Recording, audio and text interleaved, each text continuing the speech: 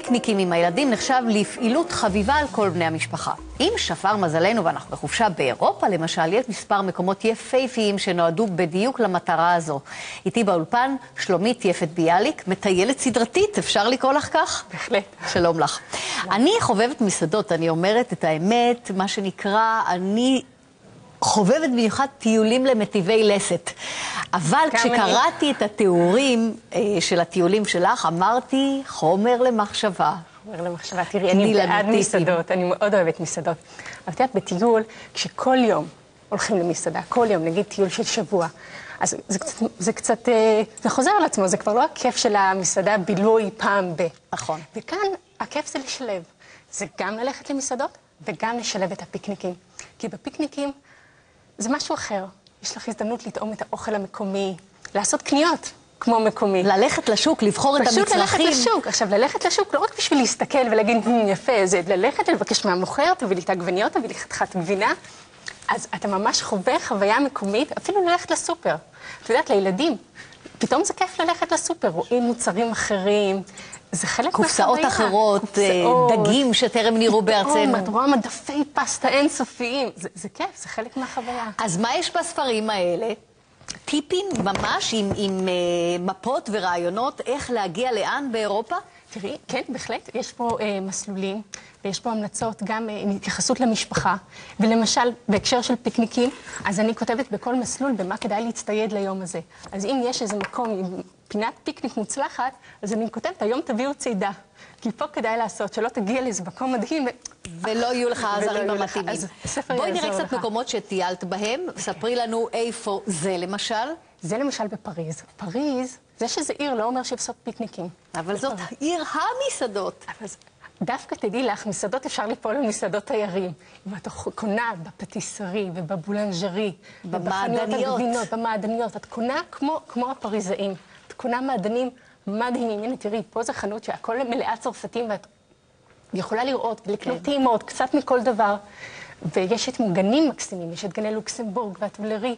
את קונה בכל חנות, בפטיסרי את קונה ויש איפה לפקנק? בטח. איפה למשל? בפריז? אני מת על גני לוקסמבורג, זה אחד המקומות האהובים עליי.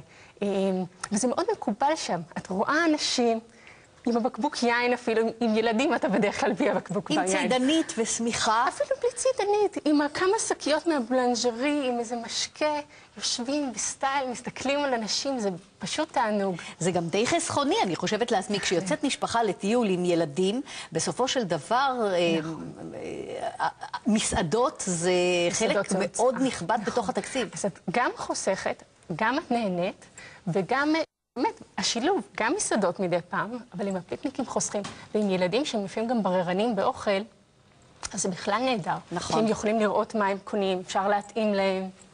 שוויץ? אוסטריה? זה אוסטריה. כן.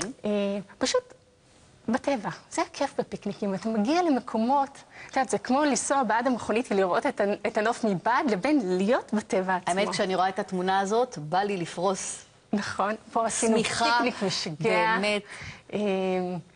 פעם היו לוקחים ילדים לטבע כי זה היה עושה להם תיאבון. בהחלט. נכון? זה מוכיח את עצמו.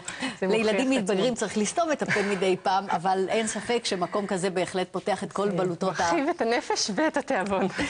אז אתם באמת לוקחים את הילדים ובוחרים בשווקים את כל הדליקטסים והדברים המיוחדים? אז תראי, זה העניין שמתאימים, אבל כן, תראי, ילדים סנדוויצ'ים זה תמיד הולך. אז קונים לחמים טובים. זה בדולומיטים. זה בדולומיטים. באיטליה. ליד אגם. אחד הדברים האהובים עליי זה פיקניק על שפת אגם. אתה מוצא לך איזה פינת דשא. טוב, ולהם יש לגו די גרדה, לגו קום, לא חסרים לגואים. לגו מג'ורי, זה גם בדולומיטים. אז הילדים גם נורא נהנים מהמרחבים.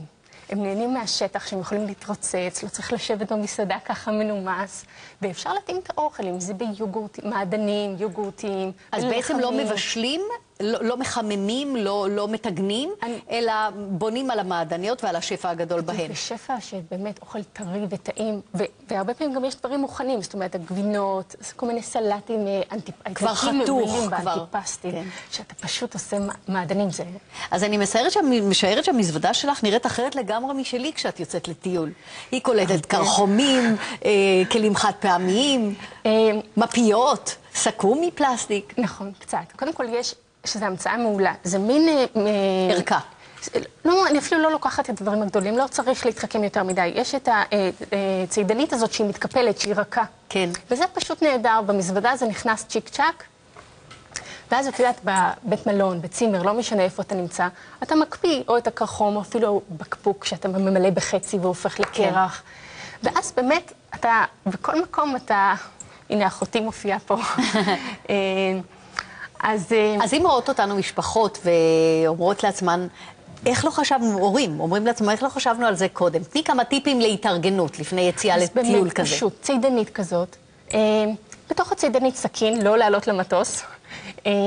כלים חד פעמים. פותחן חובה. פותחן. קופסאות מן הסתם. כלים חד פעמים, תמיד טוב שיש.